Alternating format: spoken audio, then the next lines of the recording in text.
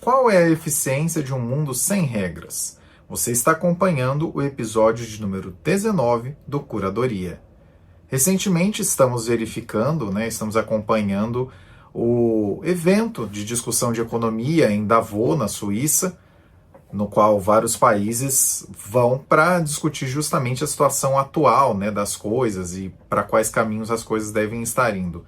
E também, um pouquinho antes desse evento começar, nós tivemos a mais recente insanidade de Donald Trump, que foi o famigerado Board da Paz, que é o famoso ou você faz parte ou vou te taxar.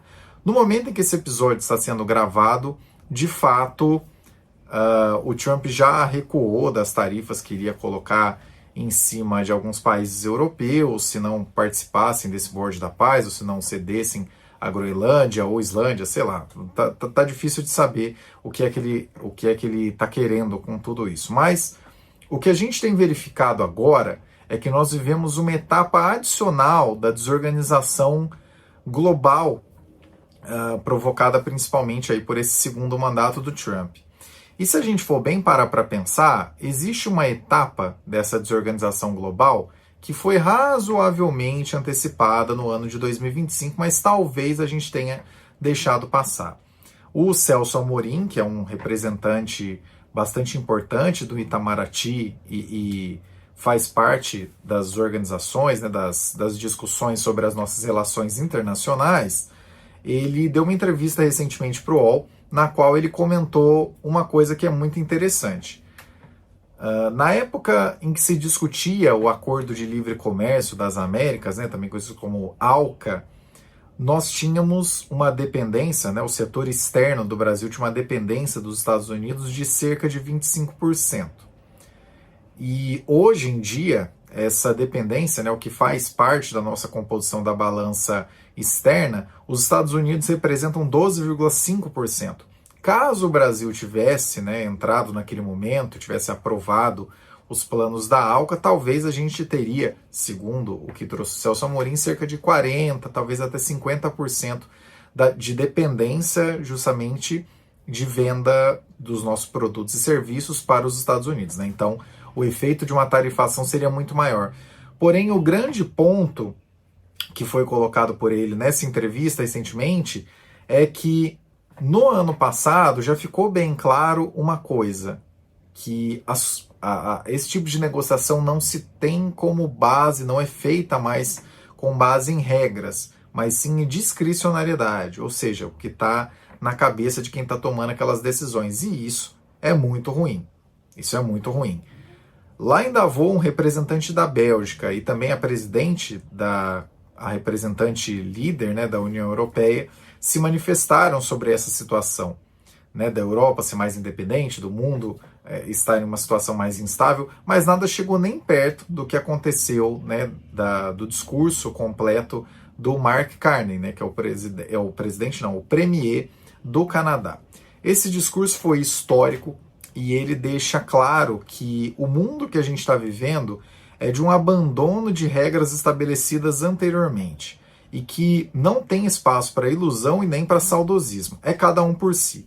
E a grande recomendação que ele faz nesse discurso é que os países de menor poder procurem mais se unir e não ficar pensando quais seriam as regras da OMC ou qualquer outra coisa do tipo, porque essas regras estão sendo ignoradas por quem as criou, no caso, os Estados Unidos. Inclusive, nesse mesmo discurso, ele reforçou que nos últimos 6 meses, o Canadá, por meio da ação dele, procurou mais de 10 acordos comerciais e militares, ele cita 12 acordos comerciais e militares com outras partes do mundo, sendo o comercial mais recente com a China, e isso acaba deixando claro que, para além do discurso, no caso do vizinho de cima do Tio Sam, já estão se mexendo.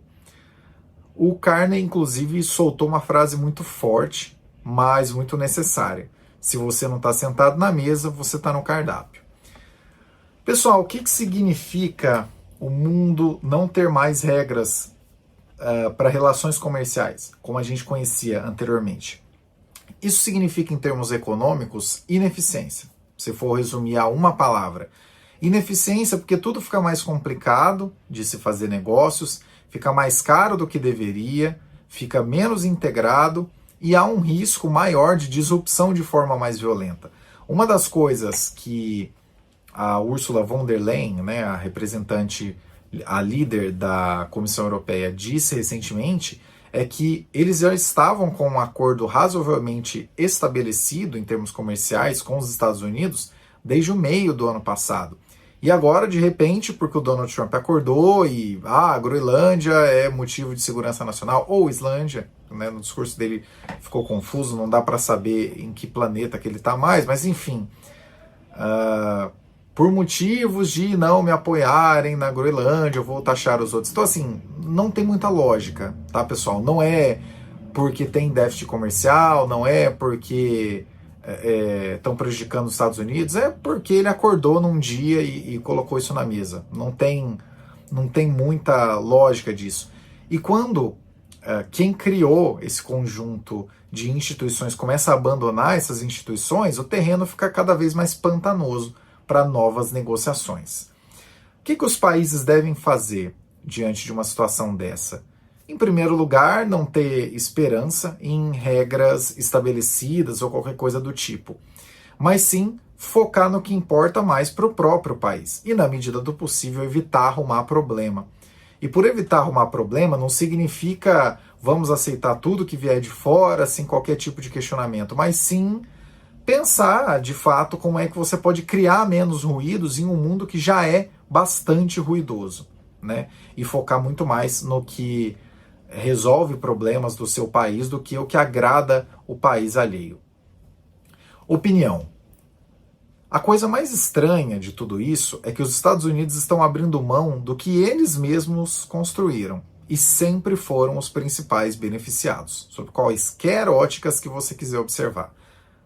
Desde a Segunda Guerra Mundial, a Organização Mundial da Saúde, Organização Mundial do Comércio, ONU e outras tantas instituições foram colocadas na mesa pelos Estados Unidos como uma forma de rearranjar o jeito que o mundo lida com as coisas. E, de novo, nunca vamos nos esquecer desse ponto, sempre colocando os Estados Unidos em papel central e em papel pivotal. Agora, subitamente, desacreditam de tudo e querem criar outros mecanismos. E quem não vier, teoricamente, porque no mundo das ameaças tudo é possível, será taxado. Qual o sentido disso tudo? O apontamento de que as estruturas atuais não resolvem os problemas tem até algum sentido. De fato, foram muitos os conflitos que a existência da ONU não conseguiu evitar ou alterar em qualquer magnitude. Por exemplo, as questões da Rússia invadindo a Ucrânia e o que se passa em Gaza até agora. Mas o mais curioso disso é pensar que quem criou tais estruturas está aplaudindo esse desmantelar, mesmo que, de novo, tais estruturas, além de terem sido criadas pelos Estados Unidos, sempre os colocaram como players mais relevantes. Melhor seria, então, ao tio Sam, um mundo sem regras do que com regras que eles mesmos definiram nos últimos 70 ou 80 anos? Por qual motivo ou quais motivos? E onde é que eles vão chegar com isso? Se tem um lado cheio desse copo, é o fato de que o mundo acordou para a necessidade de realinhar parcerias, tanto no campo comercial quanto no campo militar. Se as regras criadas pelos Estados Unidos não são respeitadas nem por eles, por qual motivo seria prudente deixar outras parcerias de lado?